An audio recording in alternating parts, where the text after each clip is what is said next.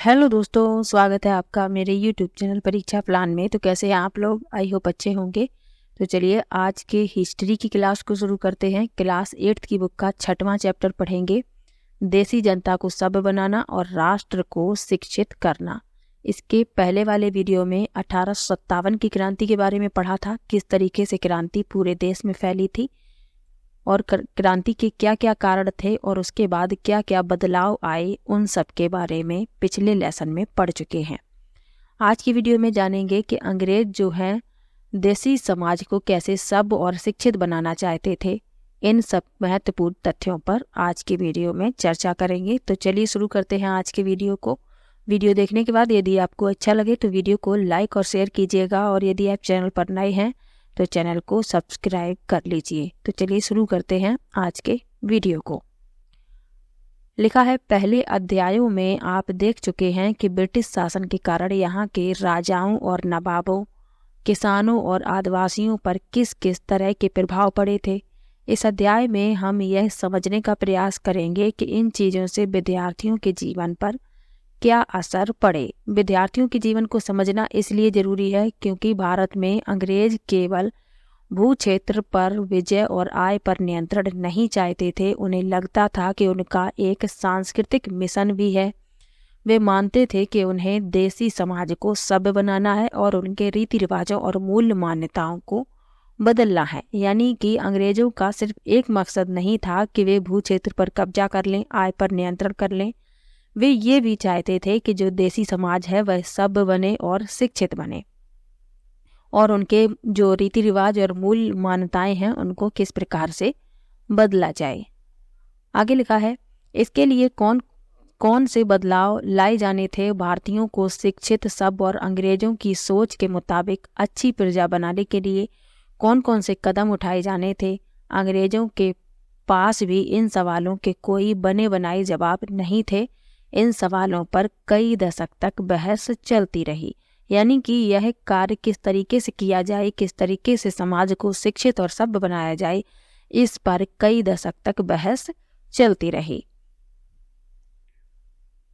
आगे लिखा है, अंग्रेज शिक्षा को किस तरह देखते थे, यानी अंग्रेजों का नजरिया क्या था, इसके बारे में लिखा है। आइए सबसे पहले इस बात पर ध्यान दें कि शिक्षा के क्षेत्र में अंग्रेज क्या सोच रहे थे और शिक्षा के जो विचार हमें आज सहज सामान्य दिखाई देते हैं वे पिछले 200 सालों में किस तरह से विकसित हुए हैं। इस पड़ताल के दौरान हम इस बात पर भी विचार करेंगे कि भारतीयों ने ब्रिटिश विचारों पर कैसी प्रतिक्रिया दी और इस बारे में अंग्रेजों के विचार किस तरह विकसित हुए कि भारतीयों को कैसे पढ़ाया जाएगा।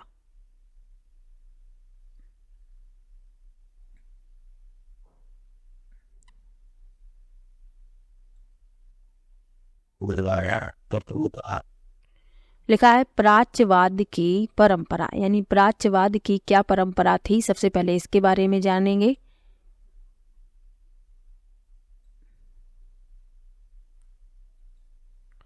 सन 1783 में विलियम जोन्स नाम के एक सज्जन कलकत्ता आए। उन्हें ईस्ट इंडिया कंपनी द्वारा स्थापित किए गए सुप्रीम कोर्ट में जूनियर जज के पद पर तैनात किया गया था। कानून का माहिर होने के साथ साथ जोन्स एक भाषाविद भी थे। अब भाषाविद क्या होता है तो इसके बारे में यहाँ पर लिखा हुआ है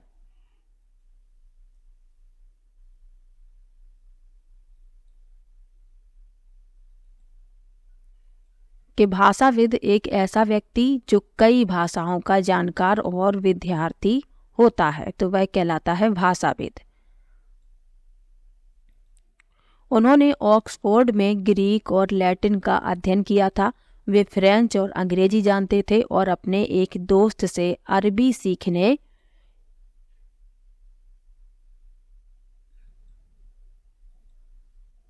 के अलावा फारसी भी सीख चुके थे। तभी तो उन्हें भाषाविद कहा गया, क्योंकि उन्हें एक से अधिक भाषाओं का ज्ञान था। यहाँ आप इस चित्र में देख सकते हैं, फारसी सीख रहे हैं। यहाँ इस चित्र में आप देख सकते हैं।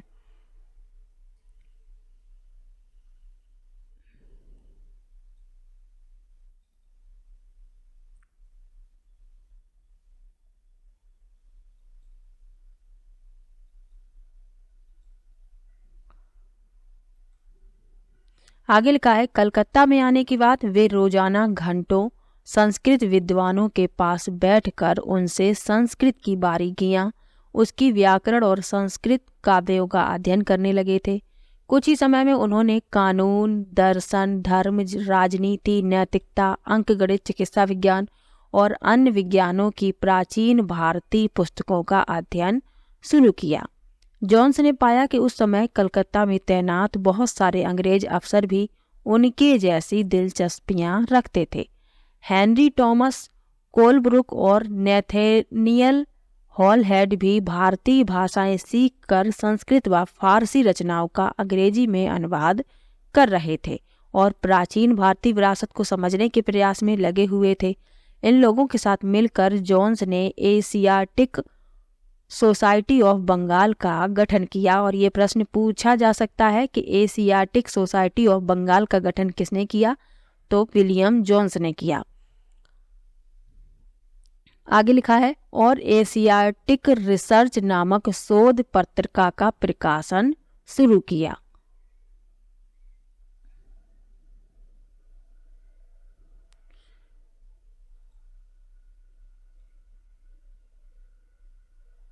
जोन्स और कोलब्रुक भारत के प्रति एक खास तरह का रवैया रखते थे। वे भारत और पश्चिम दोनों की प्राचीन संस्कृतियों के प्रति गहरा आदर भाव रखते थे। उनका मानना था कि भारतीय सभ्यता प्राचीन काल में अपने वैभव के शिखर पर थी, परंतु बाद में उसका पतन होता चला गया। उनकी राय में भारत को समझने के लिए प्राचीन काल में लिखे गए यहाँ के पवित्र और कानूनी ग्रंथों को खोजना व समझना बहुत जरूरी था।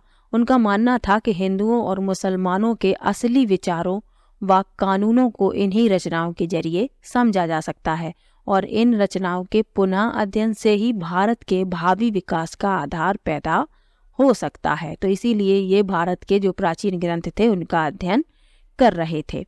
यहाँ इस मूर्ति को आप लोग देख लीजिए, ये हेनरी टॉमस कोलब्रुक हैं और संस्कृत तथा हिंदुत्व के प्राचीन धार्मिक ग्रंथों के ये विद्वान थे। तो आप लोग यहाँ इन्हें देख सकते हैं।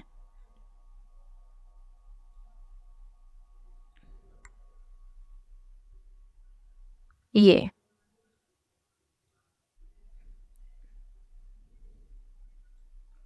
आगे लिखा हुआ है, इस तरह जोन्स और कोलब्रुक दोनों ही प्राचीन ग्रंथों को ढूंढने, उनकी व्याख्या करने, अनुवाद करने और ज़्यादा से ज़्यादा लोगों तक अपने नतीजे पहुंचाने में जुट गई। उन्हें विश्वास था कि यह परियोजना न केवल अंग्रेजों को भारतीय संस्कृति से सीखने में मदद देगी, बल्कि भारतीयों को भी अपनी विरासत को दोबारा अपनाने और अतीत के लुप्त वैभव को समझने में मदद देगी।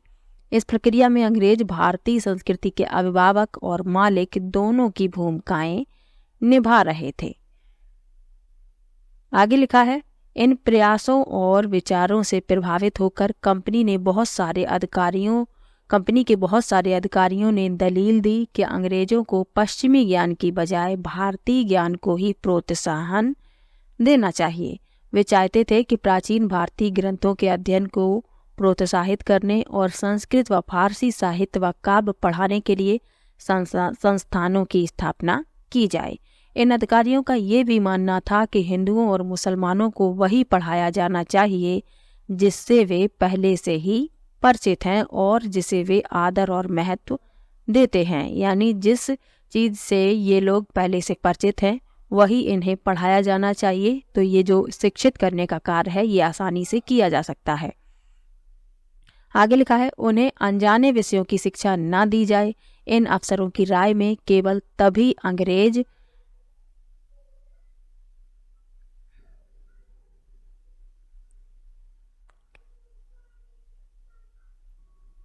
देसी जनता का दिल जीत सकते हैं और केवल तभी अजनबी शासक अपनी प्रजा से आदर की उम्मीद कर सकते हैं। यानी इन लोगों ने ये तय किया कि जो भारतीय हैं उन्हें वही पढ़ाया जाए जिसका वे आदर करते हैं, जिससे वे पहले से परिचित हैं। उन्हें अनजाने विषयों की शिक्षा ना दी जाए, तभी अंग्रेज जो हैं भारतीय जनता का दिल जीत पाएंगे और तभी अजनबी शासक अपनी प्रजा से आदर की उम्मीद कर पाएंगे। आगे लिखा है, इस बात को ध्यान में रखते हुए 1781 में अरबी, फारसी, इस्लामिक कानून के अध्ययन को बढ़ावा देने के लिए कलकत्ता में एक मदरसा खोला गया। 1791 में बनारस हिंदू विश्वविद्यालय की स्थापना की गई ताकि वहां प्राचीन संस्कृत ग्रंथों की शिक्षा दी जा सके और देश का शासन चलाने में मदद मिले। परंतु कंपनी के सभी अफसर इन विचारों से सहमत नहीं थे। इनमें से बहुत सारे प्राच्यवादियों के कटु आलोचक भी थे। यानी कि जो ये योजना बनाई गई इससे सभी लोग सहमत नहीं थे। कुछ लोग इनके विचारों के खिलाफ भी थे और ये प्राच्यवादियों के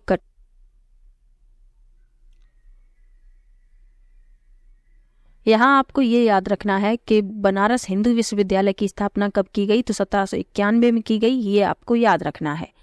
आगे पढ़ लेते हैं क्या लिखा है। लिखा है, पूरब की जघन्य गलतियां।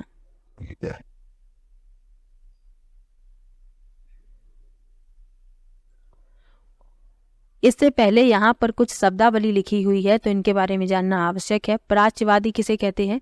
एशिया की भाषा और संस्कृति का गहन ज्ञान रखने वाले लोग, इन्हें प्राच्यवादी कहा गया। मुंशी किसे कहते हैं? ऐसा व्यक्ति जो फारसी पढ़ना और लिखना और पढ़ाना जानता हो तो वह कहलाता है मुंशी। वर्नाकुलर, यह शब्द आमतौर पर मानक भाषा से अलग किसी स्थानीय भाषा या बोली के लिए इस्तेमाल किया जाता है। भारत जैसे औपनिवेशिक देशों में अंग्रेज रोजमर्रा इस्तेमाल की स्थानीय भाषाओं और साम्राज्यवादी शासकों की भाषा अंग्रेजी के बीच फर्क को चिन्हित करने के लिए इस शब्द का इस्तेमाल करते थे। मदरसा क्या है? सीखने के स्थान को अरबी भाषा में मदरसा कहा जाता है। यह किसी भी तरह का स्कूल, कॉलेज या कोई और संस्थान हो सकता है। तो ये कुछ शब्दावली लिखी थी, इनके बारे में जानना आवश्यक था। अब पढ़ लेते हैं पूरब की जघन्य गलतियों के बारे में। लिखा है, 19वीं सदी की शुरुआत से ही बहुत सारे अंग्रेज अफसर शिक्षा के प्राच्यवादी दृष्टिकोण की आलोचना करने लगे। उनका कहना था कि पूर्वी समाजों का ज्ञान त्रुटियों से भरा हुआ और अवैज्ञानिक है। उनके मुताबिक पूर्वी साहित्य अगंभीर और सतही था। इसलिए उन्होंने दलील दी कि अंग्रेजों को अरबी और संस्कृत भाषा व साहित्य के अध्ययन को बढ़ावा देने पर खर्चा नहीं करना चाहिए, क्योंकि ये मानते थे कि जो पूर्वी समाज है इनके जो साहित्य हैं वह त्रुटियों से भरे हुए हैं और इनके अध्ययन को बढ़ावा देने में खर्चा नहीं करना चाहिए अंग्रेजों को। आगे लिखा है, प्राच्यवादियों पर हमला करने वालों में जेम्स मिल प्रमुख थे। उनका विश्वास था कि अंग्रेजों को देसी जनता को खुश करने और उसका दिल जीतने के लिए जनता की इच्छा के हिसाब से या उनकी भावनाओं को ध्यान में रखते हुए शिक्षा नहीं देनी चाहिए। यानी कि ये मानते थे कि जनता का दिल जीतने के लिए या उनकी इच्छा के हिसाब से उनकी भावनाओं को ध्यान में रखते हुए शिक्षा नहीं देनी चाहिए। उनकी राय में शिक्षा के जरिए उपयोगी और व्यवहारिक चीज़ों का ज्ञान दिया जाना चाहिए। इसलिए भारतीयों को पूर्वी समाजों के काव्य और धार्मिक साहित्य की बजाय ये पढ़ाया जाना चाहिए कि पश्चिम ने किस तरह की वैज्ञानिक और तकनीकी सफलताएं हासिल की। यानी कि ये प्राच्यवादियों के विरोधी थे और ये मानते थे कि जो भारतीय जनता है उनको पूर्वी समाज के काव्य और धार्मिक साहित्य नहीं पढ़ाना चाहिए, बल्कि पश्चिम के जो साहित्य हैं, वैज्ञानिक और तकनीकी सफलताएं किस प्रकार उन्होंने हासिल की हैं, ये पढ़ाया जाना चाहिए।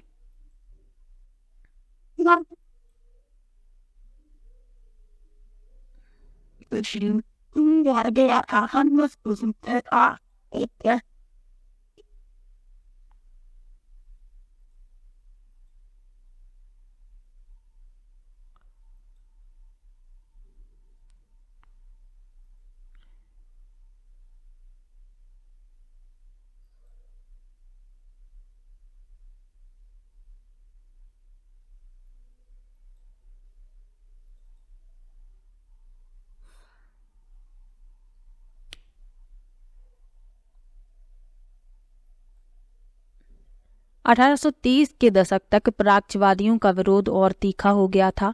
थॉमस बेबिंगटन मैकाले इन आलोचकों में सबसे मुखर और प्रभावशाली विचारक थे। तो इनका नाम आपको याद रखना है, थॉमस बेबिंगटन मैकाले। तो ज़्यादातर मैकाले ही लिखकर आता है, पूरा नाम इनका नहीं लिखकर आता, तो आपको मैकाले याद रखना है। आगे लिखा है, वह भारत को असभ्य देश मानते थे जिसे सभ्यता का पाठ पढ़ाना जरूरी था। मैकाले के मुताबिक पूर्वी ज्ञान की कोई भी शाखा इंग्लैंड की प्रगति के समकक्ष नहीं थी। मैकाले का कहना था कि एक अच्छे यूरोपीय पुस्तकालय का केवल एक खाना ही भारत और अरब के समूचे साहित्य के बराबर है। तो ये सबसे ज़्यादा विरोधी थे प्राच्यवादियों के, और इन्होंने ये कहा कि भारत जो है एक असभ्य देश है और उसे सभ्य बनाना जरूरी है। और इन्होंने क्या कहा कि एक अच्छे यूरोपीय पुस्तकालय के केवल एक खाने में ही भारत और अरब के समूचे साहित्य समाहित हो जाएंगे, इन्होंने ये कहा। आगे लिखा है, उनका तर्क था कि भारत में ब्रिटिश सरकार को प्राच्यवादी ज्ञान पर सरकारी पैसा बर्बाद नहीं करना चाहिए, क्योंकि इससे कोई फायदा होने वाला नहीं है। क्योंकि इनकी नज़र में भारत का और जो अरबी का साहित्य है वह बहुत छोटा था, यानी यूरोप के पुस्तकालय के एक खाने के बराबर ही था। तो ये मानते थे कि ब्रिटिश सरकार को प्राच्यवादी ज्ञान पर सरकारी पैसा बर्बाद नहीं करना चाहिए, क्योंकि इससे कोई लाभ होने वाला नहीं है। आगे लिखा है, यहाँ इस चित्र में आप मैकाले को देख सकते हैं, थॉमस बेबिंगटन मैकाले और उनका अध्ययन कक्ष। ये अपने अध्ययन कक्ष में बैठे हुए हैं। आगे लिखा है, गहन ऊर्जा और आवेश पूर्वक मैकाले ने अंग्रेजी भाषा सिखाने की जरूरत पर जोर दिया। उनका मानना था कि अंग्रेजी के ज्ञान से भारतीयों की दुनिया श्रेष्ठतम साहित्यिक कृतियों को पढ़ने का मौका मिलेगा। यहाँ के लोग पश्चिमी विज्ञान और दर्शन के क्षेत्र में हुए विकास से अवगत हो पाएंगे।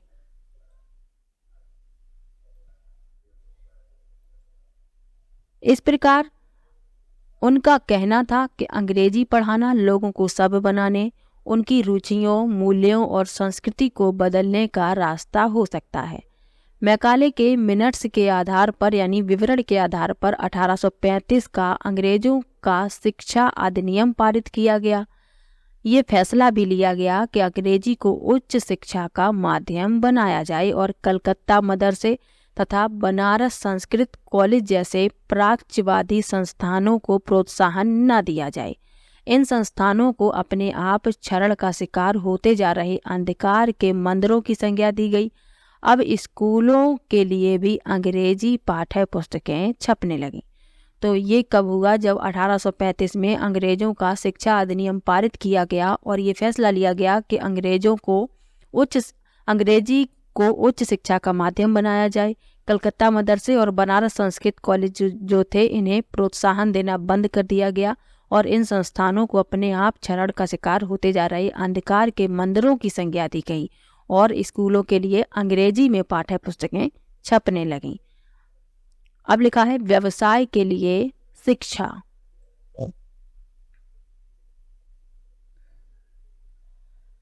तो व्यवसाय के लिए शिक्षा पढ़ लेते हैं। लिखा है 1854 में ईस्ट इंडिया कंपनी के लंदन स्थित कोर्ट ऑफ डायरेक्टर्स ने भारतीय गवर्नर जनरल को शिक्षा के विषय में एक नोट भेजा। कंपनी के नियंत्रक मंडल के अध्यक्ष चार्ल्स वुड के नाम से जारी किए गए इस संदेश को वुड का नीति पत्र या वुड डिस्पैच के नाम से जाना जाता है। तो सन याद रखना है 1854 और इसे वुड डिस्पैच या वुड का नीति पत्र या वुड का घोषणा पत्र भी कहा जाता है। इस दस्तावेज में भारत में लागू की जाने वाली शिक्षा नीति की रूपरेखा स्पष्ट करते हुए एक बार फिर दोहराया गया कि प्राच्यवादी ज्ञान के स्थान पर यूरोपीय शिक्षा को अपनाने से कितने व्यवहारिक लाभ प्राप्त होंगे।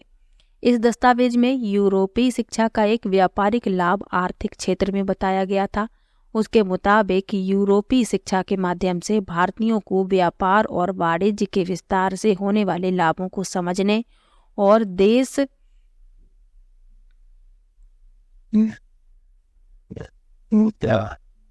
के संसाधनों के विकास का महत्व समझने में मदद मिलेगी। यदि उन्हें यूरोपीय जीवन शैली से अवगत कराया गया तो उनकी रुचियों आकांक्षाओं में भी बदलाव आएगा। ब्रिटिश वस्तुओं की मांग पैदा होगी क्योंकि तब यहाँ के लोग यूरोप में बनी चीज़ों को अपनाना और खरीदना शुरू कर देंगे। यानी इनका मकसद कितना बड़ा था आप लोग समझ सकते हैं कि प्राच्यवादियों को यूरोपीय शिक्षा दी जाए ताकि ये यूरोपीय जीवन शैली से अवगत हो जाएं, उनकी रुचियों और आकांक्षाओं में परिवर्तन आए, ब्रिटिश वस्तुओं की मांग पैदा हो, तब यहाँ के लोग यूरोप में बनी चीज़ों को अपनाना और खरीदना शुरू कर देंगे। फिर भारत में यूरोपीय वस्तुओं की मांग बढ़ेगी।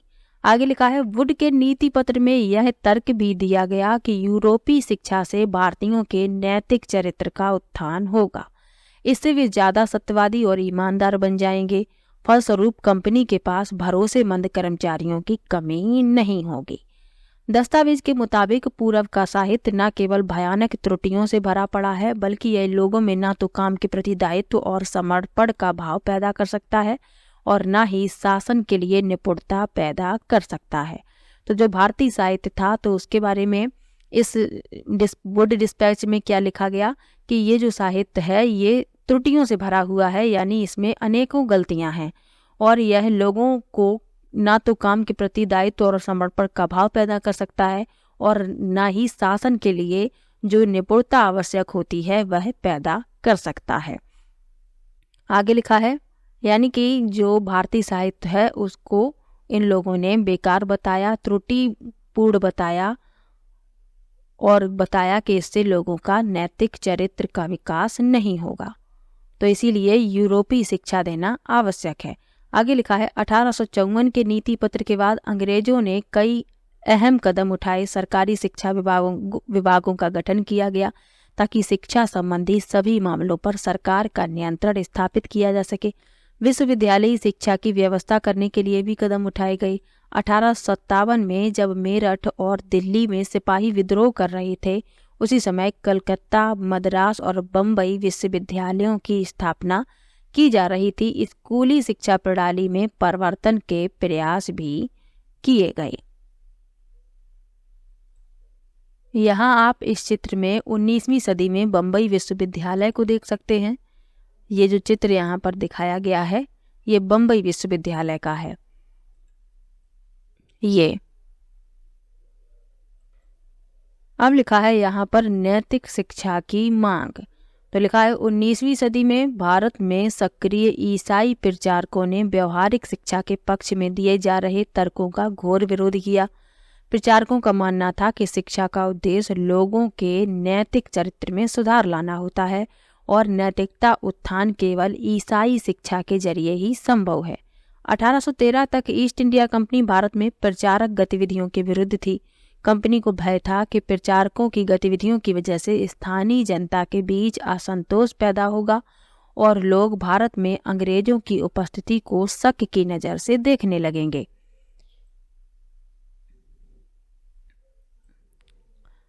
ब्रिटिश नियंत्रण वाले भूक्षेत्रों में अपनी संस्थाएं न खोल पाने की वजह से प्रचारकों ने अंततः श्रीरामपुर में अपना मिशन खोला। यह इलाका डेनिश ईस्ट इंडिया कंपनी के नियंत्रण में आता था।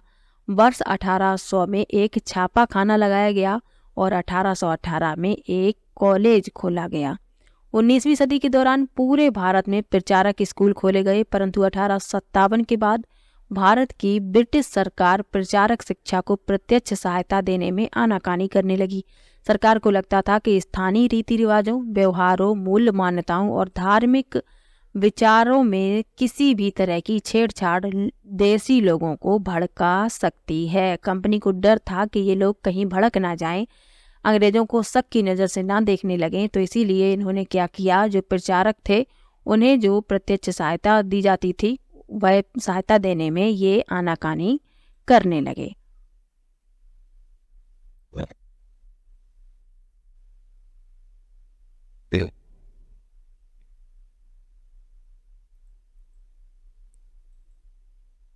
यहाँ इस चित्र में आप देख सकते हैं स्कॉटलैंड के ईसाई प्रचारक विलियम केरे, जिन्होंने श्रीरामपुर मिशन की स्थापना में मदद की। ये हैं विलियम केरे।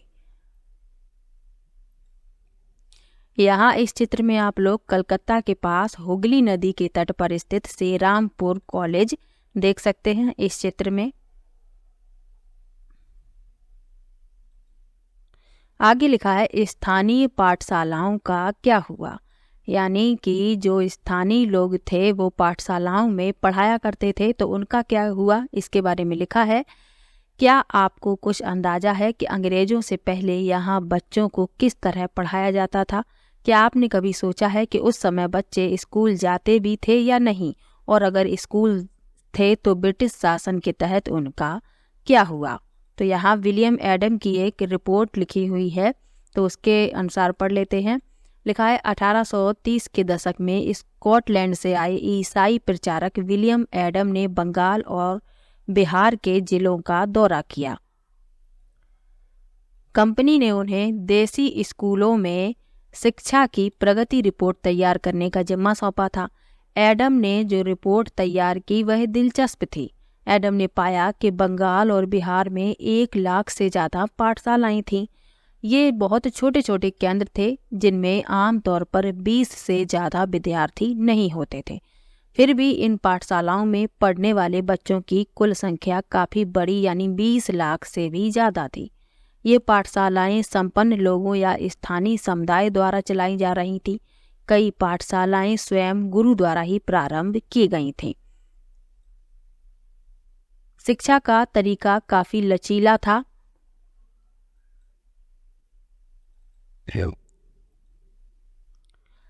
आज आप जिन चीज़ों की स्कूलों से उम्मीद करते हैं उनमें से कुछ चीज़ें उस समय की पाठशालाओं में मौजूद थीं। बच्चों की फीस निश्चित नहीं थी, छपी हुई किताबें नहीं होती थी, पाठशाला की इमारत अलग से नहीं बनाई जाती थी, बेंच और कुर्सियां नहीं होती थीं, ब्लैक बोर्ड नहीं होते थे, अलग से कक्षाएं लेने, बच्चों की हाजिरी लेने का कोई इंतजाम नहीं होता था, सालाना इम्तिहान और नियमित समय सारणी जैसी कोई व्यवस्था नहीं थी।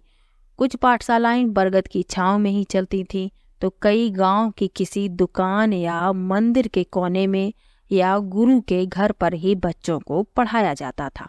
बच्चों की फीस उनके माँ बाप की आमदनी से तय होती थी।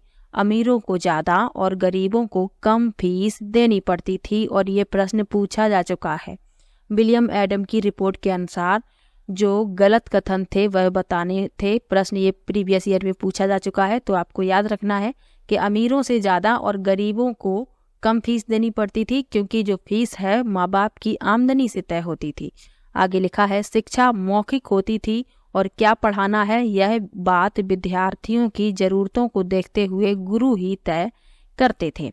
विद्यार्थियों को अलग कक्षाओं में नहीं बिठाया जाता था, सभी एक जगह एक साथ बैठते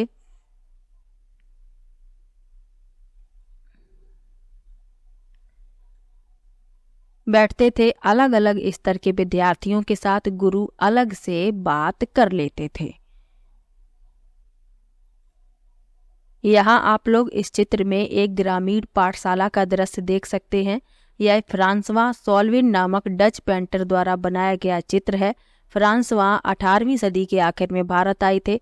अपने चित्रों में उन्होंने लोगों के दैनिक जीवन को दर्शाने का प्रयास किया है।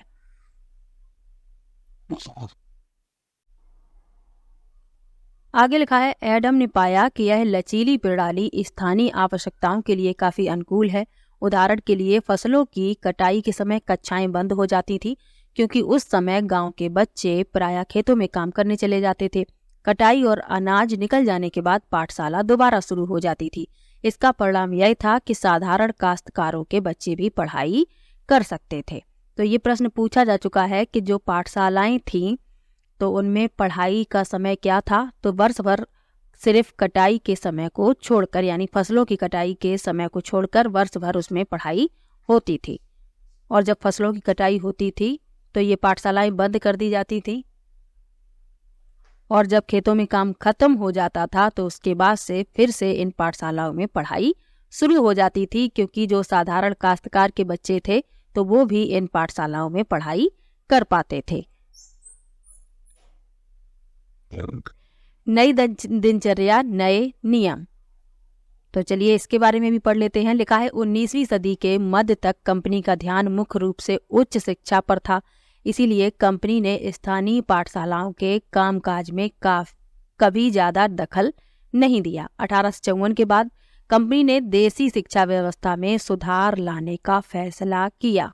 यानी कि 19वीं सदी के मध्य तक कंपनी का जो ध्यान था मुख्य रूप से उच्च शिक्षा पर था, तो जो स्थानीय पाठशालाएं थी उनके कामकाज में कंपनी ने दखल नहीं दिया। 1854 के बाद कंपनी ने देसी शिक्षा व्यवस्था में सुधार लाने का फैसला किया। कंपनी का मानना था कि इसके लिए मौजूदा व्यवस्था के भीतर ही बदलाव किए जा सकते हैं। कंपनी एक नई दिनचर्या, नए नियमों और नियमित निरीक्षणों के जरिए पाठशालाओं को और व्यवस्थित करना चाहती थी। यानी कंपनी क्या चाहती थी कि एक नई दिनचर्या हो, नए नियम हो, नियमित निरीक्षण के जरिए पाठशालाओं को और अधिक व्यवस्थित करना चाहती थी।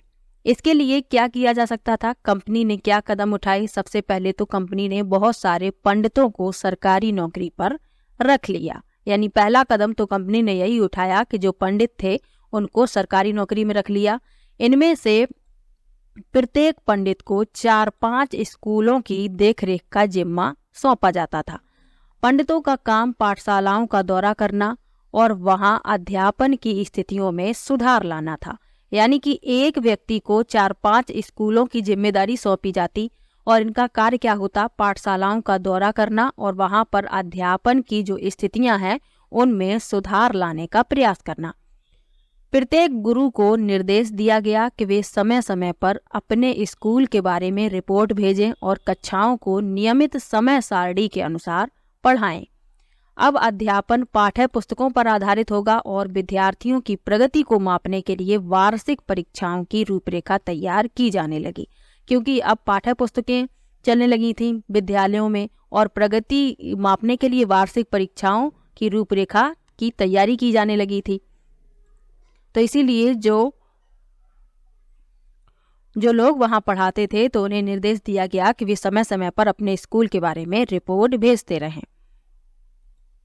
आगे लिखा है विद्यार्थियों से कहा गया कि वे नियमित रूप से शुल्क दें, नियमित रूप से कक्षा में आएं, तय सीट पर बैठें और अनुशासन के नियमों का पालन करें। यानी जो लोग वहां पर शिक्षा ग्रहण कर रहे थे विद्यार्थी, उनसे कहा गया कि वे अब नियमित रूप से शुल्क देंगे, नियमित रूप से कक्षा में आएंगे, उनकी सीटें तय कर दी गई बैठने की और अनुशासन के नियमों का उन्हें पालन करना होगा। आगे लिखा है नए नियमों और दिनचर्या का एक और भी नतीजा हुआ। पहले वाली व्यवस्था में गरीब किसानों के बच्चे भी पाठशालाओं में जा सकते थे, क्योंकि शालाओं की समय सारणी काफी लचीली होती थी। नई व्यवस्था के अनुशासन की मांग थी कि बच्चे नियमित रूप से स्कूल आएं। अब कटाई के मौसम में भी बच्चों का स्कूल आना जरूरी था, जबकि उस समय गरीब घरों के बच्चे खेतों में काम करने जाया करते थे। अगर कोई बच्चा स्कूल नहीं आ पाता था तो उसे अनुशासनहीनता माना जाता था, यानी बच्चा पढ़ना लिखना नहीं चाहता है। तो पहले जो पाठशालाओं की व्यवस्था थी वह लचीली थी। उसमें फसलों की कटाई के समय विद्यालय बंद हो जाते थे, बच्चे खेतों में कार्य कर लेते थे, उसके बाद विद्यालय खुलते थे। लेकिन जो नया नियम बनाया गया उसमें क्या किया गया? फसलों की कटाई के मौसम में भी बच्चों का स्कूल आना जरूरी था। अब जो गरीब बच्चे थे वही खेतों में काम करने जाया करते थे, लेकिन इस नए नियम के अनुसार यदि वे स्कूल नहीं जा पाते थे तो उन्हें अनुशासनहीनता माना जाता था। यानी इस स्कूल ना जा पाना अनुशासनहीनता माना जाता था और माना जाता था कि बच्चा जो है पढ़ना लिखना ही नहीं चाहता है। आगे लिखा है राष्ट्रीय शिक्षा की कार्यसूची।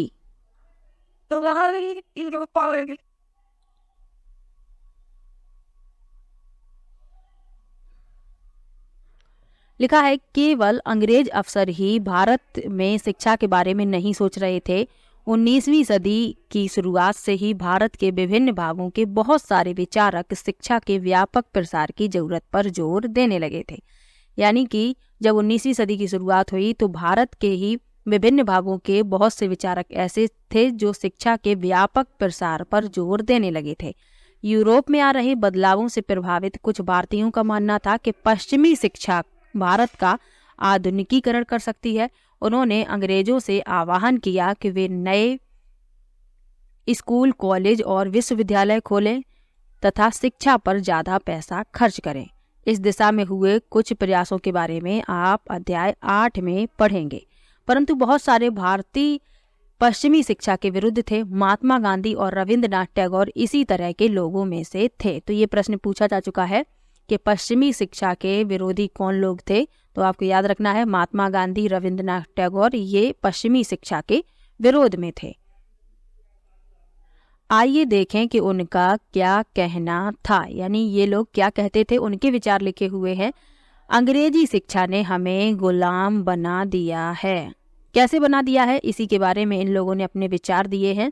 लिखा है, महात्मा गांधी का कहना था कि औपनिवेशिक शिक्षा ने भारतीयों के मस्तिष्क में हीनता का बोध पैदा कर दिया है। इसके प्रभाव में आकर यहाँ के लोग पश्चिमी सभ्यता को श्रेष्ठतर मानने लगे हैं और अपनी संस्कृति के प्रति उनका गौरव भाव नष्ट हो गया है।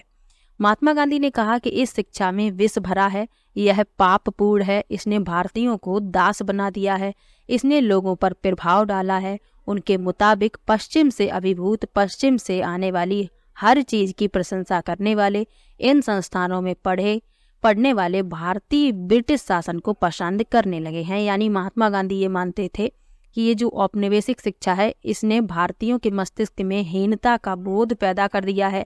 ये लोग पश्चिमी शिक्षा को श्रेष्ठतर मानने लगे हैं और अपनी संस्कृति को भूलने लगे हैं। और महात्मा गांधी का कहना था कि ये जो शिक्षा है इसमें विष भरा है, यह पापपूर्ण है और इसने हम सभी भारतीयों को दास बना दिया है, इसने लोगों पर प्रभाव डाला है। और उन्होंने क्या कहा कि पश्चिम से अभिभूत, पश्चिम से आने वाली हर चीज की ये लोग प्रशंसा करने लगे हैं। कौन लोग? जो ब्रिटिश संस्थानों में शिक्षा ग्रहण कर रहे हैं। आगे लिखा है, महात्मा गांधी एक ऐसी शिक्षा के पक्षधर थे जो भारतीयों के भीतर प्रतिष्ठा और स्वाभिमान का भाव पुनर्जीवित करे। राष्ट्रीय आंदोलन के दौरान उन्होंने विद्यार्थियों से आह्वान किया कि वे शिक्षा संस्थानों को छोड़ दें और अंग्रेजों को बताएं कि अब वे गुलाम बने रहने के लिए तैयार नहीं हैं। यानी कि राष्ट्रीय आंदोलन के दौरान महात्मा गांधी ने उन लोगों से कहा जो ब्रिटिश संस्थाओं में शिक्षा ग्रहण कर रहे थे, तो उनसे ये कहा कि वे इन संस्थाओं को छोड़ दें और अंग्रेजों को ये बता दें कि वे गुलाम बने रहने के लिए तैयार नहीं हैं। महात्मा गांधी की दृढ़ मान्यता की थी कि शिक्षा केवल भारतीय भाषाओं में ही दी जानी चाहिए। उनके मुताबिक अंग्रेजी में दी जा रही शिक्षा भारतीयों को अपाहिज बना देती है।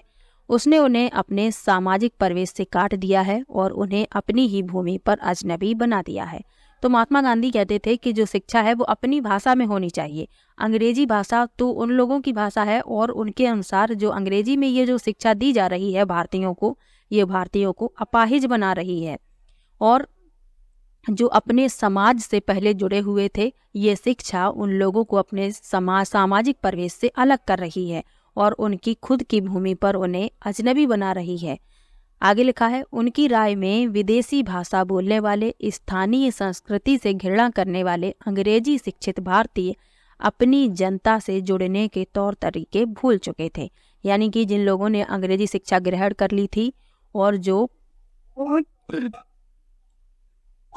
विदेशी भाषा बोलने लगे थे, वो लोग अपनी भारतीय जनता से जुड़ने के तौर तरीके पूरी तरीके से भूल चुके थे, क्योंकि इन लोगों ने ब्रिटिश संस्कृति को ग्रहण कर लिया था। आगे लिखा है, महात्मा गांधी का कहना था कि पश्चिमी शिक्षा मौखिक ज्ञान की बजाय केवल पढ़ने लिखने पर केंद्रित है। उसमें पाठ्य पुस्तकों पर तो जोर दिया जाता है, लेकिन जीवन अनुभवों और व्यवहारिक ज्ञान की उपेक्षा की जाती है। गांधी जी का तर्क था कि शिक्षा से व्यक्ति का दिमाग और आत्मा विकसित होनी चाहिए। उनकी राय में केवल साक्षरता यानी पढ़ने और लिखने की क्षमता पा लेना ही उनकी राय में केवल साक्षरता यानी पढ़ने लिखने की क्षमता पा लेना ही शिक्षा नहीं होती। इसके लिए तो लोगों को हाथ से काम करना पड़ता है, हुनर सीखने पड़ते हैं और यह जानना पड़ता है कि विभिन्न चीजें किस तरह से काम करती हैं। इससे उनका मस्तिष्क और समझने की क्षमता दोनों विकसित होंगे। यानी कि गांधी जी कहते थे कि जो पश्चिमी शिक्षा है ये मौखिक नहीं है, केवल पाठ्य पुस्तकों पर आधारित है, पढ़ने लिखने पर आधारित है। लेकिन जो जीवन के अनुभव हैं, व्यवहारिक ज्ञान है, ये सब उस पर नहीं सिखाए जाते बल्कि इनकी उपेक्षा की जाती है।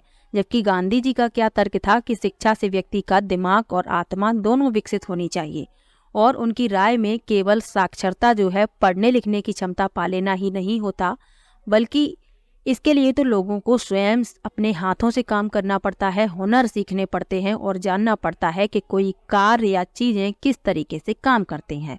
तो इससे क्या होता है, मस्तिष्क और समझने की क्षमता दोनों ही विकसित होते हैं, जबकि पश्चिमी शिक्षा में ये सब नहीं होता था।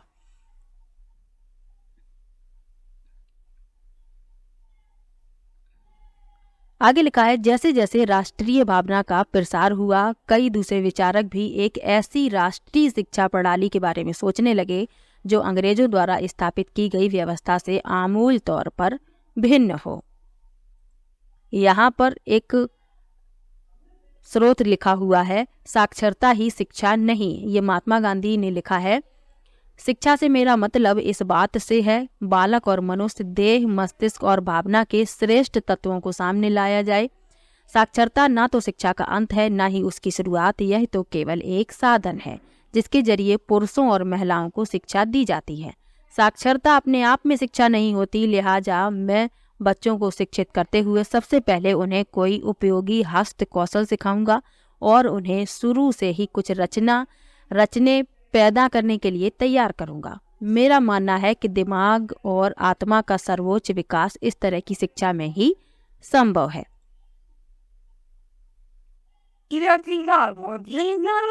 प्रत्येक हस्तकौशल आज की तरह केवल यांत्रिक ढंग से ही नहीं बल्कि वैज्ञानिक ढंग से पढ़ाया जाना चाहिए। यानी बच्चे को प्रत्येक प्रक्रिया क्यों और किस लिए का पता होना चाहिए। तो ये महात्मा गांधी का कहना है कि बच्चों को प्रत्येक क्रिया के बारे में और कारण के बारे में पता होना चाहिए कि ऐसा क्यों हो रहा है। अब लिखा है टैगोर का शांति निकेतन, यानी टैगोर के शांति निकेतन के बारे में लिखा है।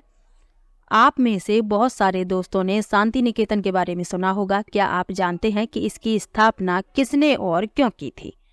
रविन्द्रनाथ टैगोर ने यह संस्था 1901 में शुरू की थी। ये बात आपको याद रखनी है। टैगोर जब बच्चे थे तो स्कूल जाने से बहुत चिढ़ते थे। वहाँ उनका दम घुटता था। उन्हें स्कूल का माहौल दमनकारी लगता था। टैगोर को ऐसे लगता था मानो स्कूल कोई जेल हो, क्योंकि वहाँ बच्चे मनचाहा कभी नहीं कर पाते थे। जब दूसरे बच्चे शिक्षक को सुन रहे होते, टैगोर का दिमाग कहीं और भटक रहा होता था।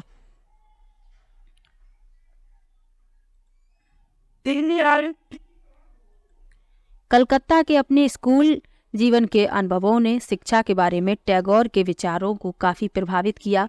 जब वे बड़े हुए तो उन्होंने एक ऐसा स्कूल खोलने के बारे में सोचा जहां बच्चे खुश रह सकें। आगे लिखा है, जहां वे मुक्त और रचनाशील हों, जहां वे अपने विचारों आकांक्षाओं को समझ सकें। टैगोर को लगता था कि बचपन का समय अपने आप सीखने का समय होना चाहिए। वह अंग्रेजों द्वारा स्थापित की गई शिक्षा व्यवस्था के कड़े और बंधनकारी अनुशासन से मुक्त होना चाहिए। शिक्षक कल्पनाशील हो, बच्चों को समझते हों और उनके अंदर उत्सुकता, जानने की चाह विकसित करने में मदद दें। टैगोर के मुताबिक वर्तमान स्कूल बच्चे की रचनाशीलता, चकित होने के उसके स्वाभाविक गुण को मार देते हैं। तो इसीलिए इन्होंने शांति निकेतन की स्थापना की थी। आगे लिखा है, टैगोर का मानना था कि सृजनात्मक शिक्षा को केवल प्राकृतिक परिवेश में ही प्रोत्साहित किया जा सकता है। इसीलिए उन्होंने कलकत्ता से 100 किलोमीटर दूर एक ग्रामीण परिवेश में अपना स्कूल खोलने का फैसला किया। उन्हें यह जगह निर्मल शांति से भरी दिखाई दी, जहां प्रकृति के साथ जीते हुए बच्चे अपने स्वाभाविक सृजनात्मक मेधा को और विकसित कर सकते थे। बहुत सारे मामलों में टैगोर और महात्मा गांधी शिक्षा के बारे में कमोबेश एक जैसी राय रखते थे, लेकिन दोनों के बीच फर्क भी थे। गांधी जी पश्चिमी सभ्यता और मशीनों व प्रौद्योगिकी की उपासना के कट्टर आलोचक थे। टैगोर आधुनिक पश्चिमी सभ्यता और भारतीय परंपरा के श्रेष्ठ तत्वों का सम्मिश्रण चाहते थे। यानी कुछ मामलों में गांधी जी और टैगोर के विचार एक समान दिखाई देते हैं, पर कुछ मामलों में उनके विचार अलग अलग भी हैं। आगे लिखा है, उन्होंने शांति निकेतन में कला, संगीत, नृत्य के साथ साथ विज्ञान और प्रौद्योगिकी की शिक्षा पर भी जोर दिया।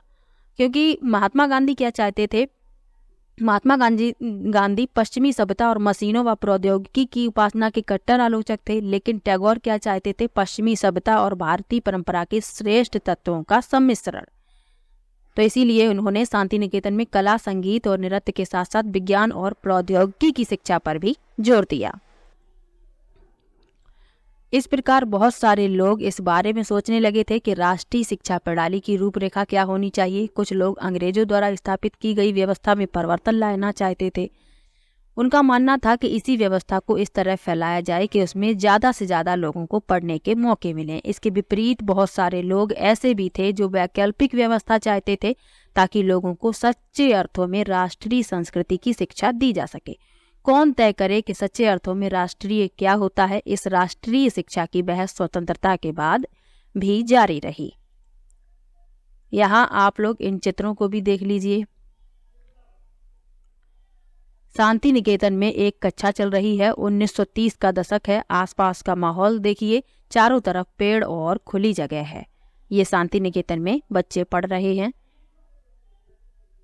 यहाँ इस चित्र में आप महात्मा गांधी और रविन्द्रनाथ टैगोर को देख सकते हैं, और यहाँ लिखा हुआ है महात्मा गांधी और कस्तूरबा गांधी शांति निकेतन में रविन्द्रनाथ टैगोर और लड़कियों की एक टोली के साथ बैठे हैं।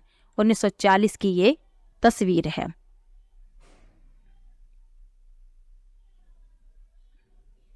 यहाँ इस चित्र को देख लीजिए। कोयम्बटूर के एक प्रचारक स्कूल में खेल रहे बच्चे। 20वीं सदी का प्रारंभ। 19वीं सदी के मध्य तक ईसाई प्रचारक और भारतीय सुधारवादी संगठन लड़कियों के लिए स्कूल खोलने लगे थे। तो इसमें आप लड़कियों को देख सकते हैं, लड़कियां यहाँ पर खेल रही हैं। अब यहाँ इस लेसन में एक महत्वपूर्ण तथ्य और है और उसको भी पढ़ना आवश्यक है, तो चलिए पढ़ लेते हैं। अरविंदो घोष के बारे में भी इसमें बताया गया है। अरविंदो घोष ने 15 जनवरी 1908 को बॉम्बे में अपने एक संभाषण में राष्ट्रीय शिक्षा पर बोलते हुए कहा कि इसका लक्ष्य छात्रों में राष्ट्रीयता का भाव जागृत करना है। इसके लिए अपने पूर्वजों के साहसिक कार्यों पर गहराई से चिंतन करना आवश्यक होगा। शिक्षा को मातृभाषा में होना चाहिए ताकि यह अधिक से अधिक लोगों तक पहुंच सके।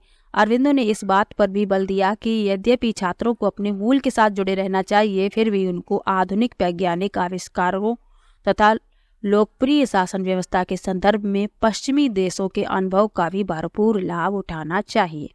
इसके अतिरिक्त छात्रों को कोई हस्तकला भी सीखनी चाहिए ताकि वे स्कूल छोड़ने पर यथासंभव रोजगार पा सकें। यानी इन्होंने कहा कि अपनी संस्कृति से तो जुड़े रहना है, लेकिन जो आधुनिक वैज्ञानिक आविष्कार हैं और लोकप्रिय शासन व्यवस्था है, उनका भी भरपूर लाभ उठाना है। और इसके अलावा इन्होंने कहा कि छात्रों को कोई हस्तकला भी सीखनी चाहिए ताकि वे स्कूल छोड़ने के बाद अपना रोजगार शुरू कर सके। तो आज का ये लेसन यहीं पर समाप्त होता है। इसमें शिक्षा से संबंधित महत्वपूर्ण तथ्य थे कि किस प्रकार से अंग्रेजों ने भारतीयों को शिक्षित करना चाहा। कुछ भारतीय साहित्य के हिसाब से शिक्षा देना चाहते थे, कुछ लोग इसके विरोध में थे। तो ये सब महत्वपूर्ण तथ्य थे जो इस लेसन में पढ़ाए हैं। तो आज का ये लेसन यहीं पर समाप्त होता है। इसके अलावा एसएसटी के प्रीवियस ईयर के सभी क्वेश्चन मैं करवा चुकी हूँ, तो आप लोग वो वीडियो देख सकते हैं। प्ले लिस्ट बनी हुई है, आप लोगों को सभी वीडियो एक साथ मिल जाएंगे। ज्योग्राफी में भी पढ़ा चुकी हूँ मैं, तो आप लोग वो वीडियो भी देख सकते हैं, उसकी भी प्ले लिस्ट बनी हुई है। और एसएसटी की प्रैक्टिस भी मैंने करवा दी है। लगभग 11-12 वीडियो आ चुकी हैं, तो आप लोग वो वीडियो भी देख लीजिए, क्योंकि उसमें मैंने महत्वपूर्ण प्रश्नों को लिया है। तो चलिए मिलते हैं नेक्स्ट वीडियो में। और इस लेसन में किसी भी टॉपिक में आपको या इस लेसन में कहीं पर भी आपको डाउट हो तो आप कमेंट बॉक्स में ज़रूर लिखिएगा। तो चलिए मिलते हैं नेक्स्ट वीडियो में। वीडियो कैसा लगा कमेंट बॉक्स में ज़रूर बताइएगा। वीडियो को लाइक कीजिए, शेयर कीजिए और चैनल को सब्सक्राइब कर लीजिए। मिलते हैं नेक्स्ट वीडियो में, तब तक के लिए बाय बाय।